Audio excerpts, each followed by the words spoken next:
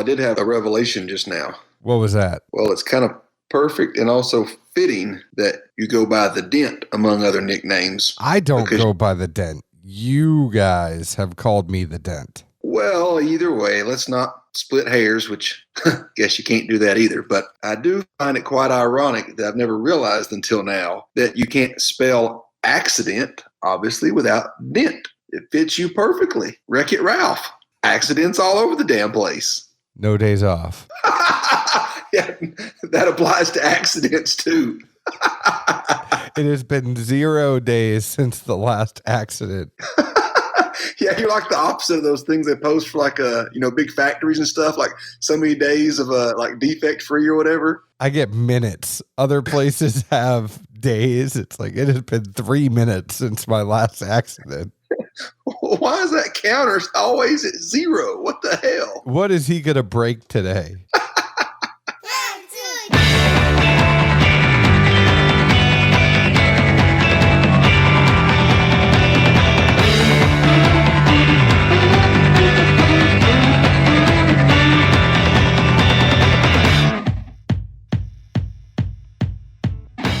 Hello, everyone. My name is John Edwards, and with me, as always, is Zeke Baker, and together we make the Dad's Drinking Bourbon. Wherever you are, whatever time it is, thank you for making us a part of your day. Hello, Zeke Baker. Hello. Long time no talkie. I know. I was going to bring that up. That was going to be the first thing I said to you. We took a little break. We realized we had enough episodes for last month, and it was, hey, you want to take a week to recharge our batteries? And we both got to talk to each other and said, yeah, nobody was kicking down our door, so I don't know if that's a good thing or a bad thing. Well, you got stuck playing Miss Doubtfire again, too. Yes, but it was good. I went to the pool in the afternoons. In my neighborhood, you have to sign up for times because of social distancing, and so every day at 4 to 6, there was one day last week where we were the only ones in the neighborhood pool. Nobody else was there. It was just Sophia and I. I had a blast. I mean, I had a good time with her. It was nice to have her back after having her back at school a couple months or daycare a couple months. Well, did you get to, practice your cannonballs or your gainers while you had the pool to yourself? 100%. She likes it when I do a cannonball. Daddy, make it a wave pool again. Exactly. Zeke, today's show is sponsored by CaskCartel.com, changing the industry standard as to how you get your alcohol. And they are like the Amazon of the spirits industry. What they do is they hook you up with retailers that want to send whiskey or liquor or vodka, tequila, gin, rum, whatever it is, directly to your door. So go to CaskCartel.com, figure out what you like, click a couple buttons. You can even do it on your phone. Sit back on your couch, wait for that doorbell to ring because you have liquor at your door. You know, like any online retailer, the allocated stuff is going to be a little more expensive because guess what? You don't have to go store to store hunting around to find it. It's a convenience play. So obviously, if you go to get Pappy on there, it's going to be more expensive, but your daily drinkers are very reasonable. So go ahead and check them out. Also check them out at Cask Cartel on Instagram. They're always doing awesome giveaways to their followers. Zeke, I'm just going to get right to it. You know, we could sit here, we could shoot the shit. People don't want us to shoot the shit on this one. They've missed us. Yes, they want to hear us give each other hell, but this is one of the most anticipated releases I think we've had all year. What do you think? I would have to agree, and I would even say, it's even better, not necessarily paying the utmost attention at times. Somebody mentioned this. I think I'd heard about it, and I said something to you like, dude, did you know they're going to do an Elijah Craig Toasted? Of course, I got yeah, dumbass. Max and Kate told us during the Father's Day show we did, and I was like, oh, really? Yeah, did you not listen? Well, I did go back and listen to it at some point. We talked in between there, but what I was going to say, the best part of that whole scenario is, so from therefore out, every time somebody mentioned it to me, I flipped it back on them like, oh, John and I dropped that months ago, man. Where were you? Did you not listen to our Father's Day show? Yeah, and there was another one out of that show that I know a lot of people went out and bought a very cheap bourbon that comes from Elijah Craig that's only in a certain state. There were plenty of people that posted on Instagram that I was listening to the Dad's Drinking Bourbon Father's Day show, and they talked about this bourbon I needed to go get. Tons of people bought cases. I still have yet to get a bottle of that, and I would love to. So if any of those people that went and got a whole bunch of cases of this certain bourbon because we opened our mouths, holler at me.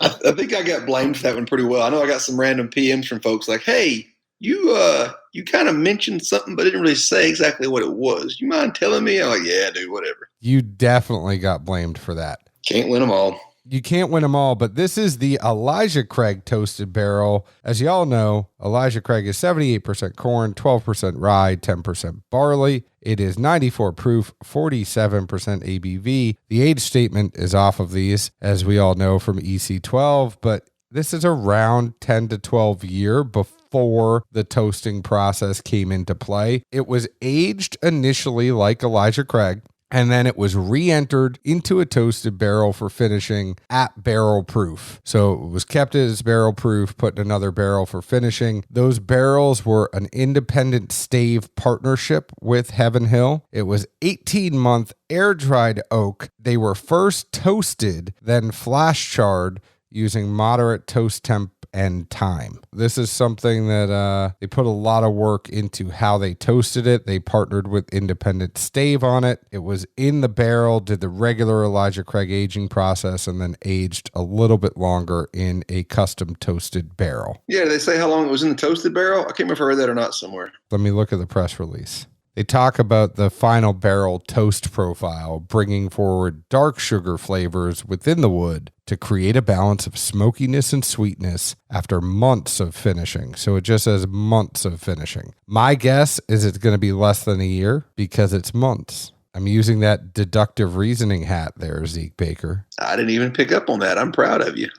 I do pay attention. I mean, probably 6 months, right? I would guess just 6 months to a year then, based on the using, as you pointed out, the months verbiage in the press release. So we are not going to have a lot of fat here. We're going to get right to it because I know a lot of people are interested in what we think about this one. So it's been a couple weeks. I'm going to be a gentleman. Zeke, go on and kick us off. Punt, pass, or kick, bud. Come on, pick one. I'm a punt. Or I guess, you know what? We're a team. I'm going to pass it to you. Just don't button hook it.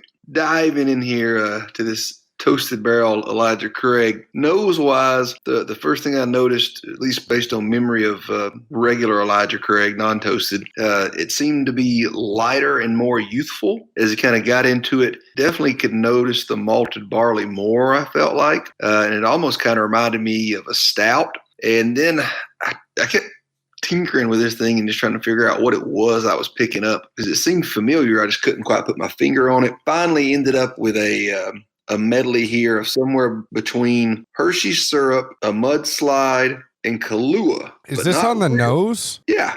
Okay. But not necessarily authentic Kahlua, that knockoff stuff, which you ever had it's just a bit off and it seems more nutty for some reason. But that's really kind of the mix I got on this for a nose. Palate-wise, at first, I really did not think there was hardly any difference at all. However, I was pleasantly proved wrong in that early initial flash assumption. I just felt like it really builds the further back on the palate it goes. And really, like I say, goes from initially what seems like light and not overly flavorful, really moved into a bold and robust profile that leaves with a solid finish. I mean, it's almost, I felt like it was still growing in some ways as it, hit turn 3 or whatever, heading into the home stretch for the finish. Just a very slight bite at the back, but that to me is just being really nitpicky.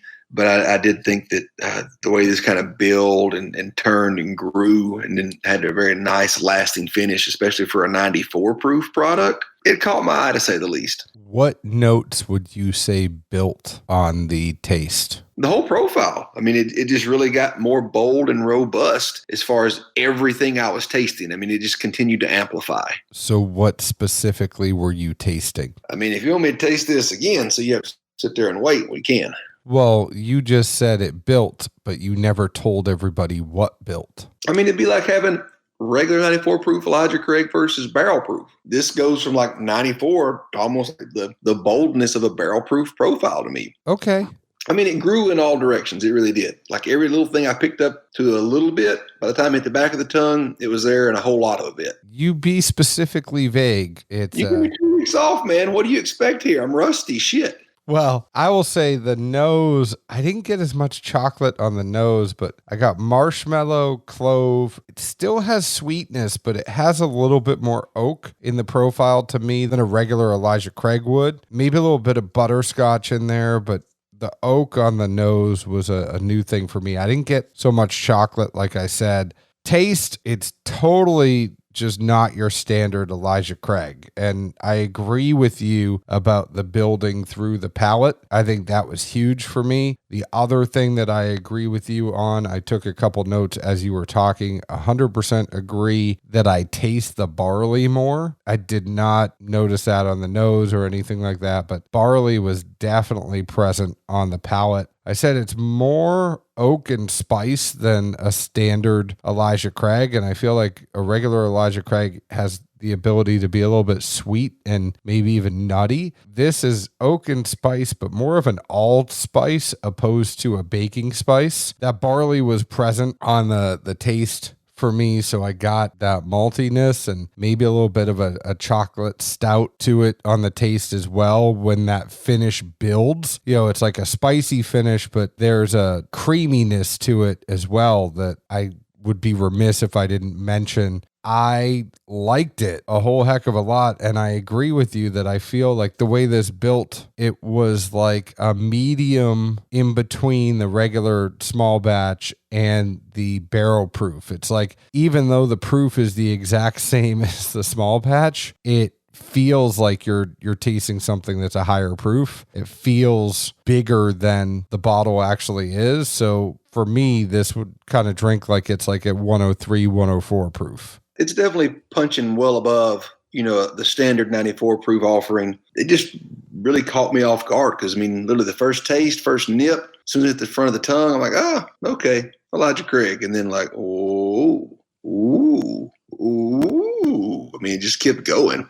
And like what you were saying, the spice that's there, it's not a rye spice. I know that sounds kind of vague as well, but it's definitely not a rye spice. It's just kind of more bold, like punch, like, hey, you're drinking some whiskey, son. It ain't water. It's like a cooking spice, like the allspice with cooking. It's not a baking spice and it's not a rye spice. It's like peppery spice.